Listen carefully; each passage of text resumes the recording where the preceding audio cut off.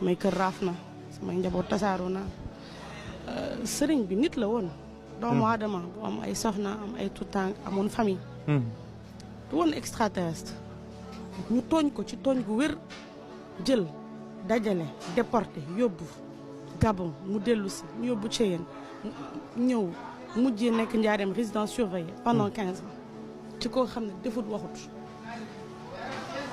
il n'y a pas pire injustice que l'injustice faite à Cheikh Ahmadou Bamba. wallaay.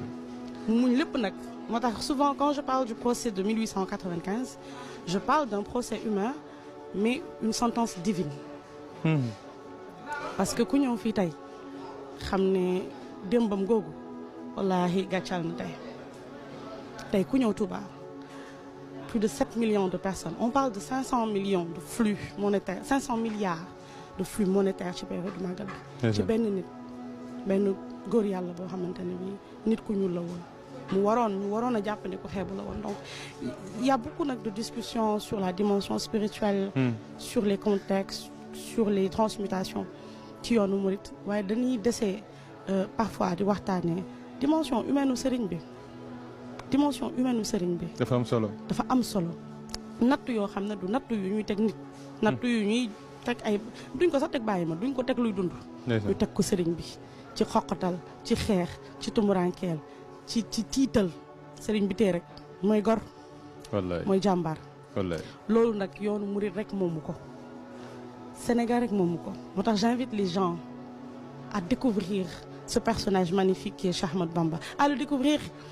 mais également nan lañ koy découvrir nan lañ koy découvrir mooy ñu bàyyi partisanerie yi te dëgmal sëriñ bi jàppee ko un bijou national bu ñu yàlla wàcceel muy cadeau muy nangu bi muy que l'on soit confession bu ñu mën a doon wallaay gëm-gëm ci xol la waaye sëriñ bi yàlla moo ko def un bien public nañ ko nangul te jëfandikoo xéewal gi ne ci moom bu ñu ko defee rek réew mi dinañ am naataange ko am solo donc dafay am solo ñuy bàyyi xel te Serigne Touba moom ci demi boppam da koo waxal boppam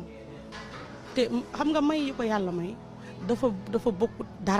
bokkul dara ak jëf ju am solo ji nga xam ne def na ko maa ngi dégg yaakaar naa Cheikh Mourid Sadikh moo ko doon wax mu ne sëñ bu échoué woon sax sëñ bi ndam la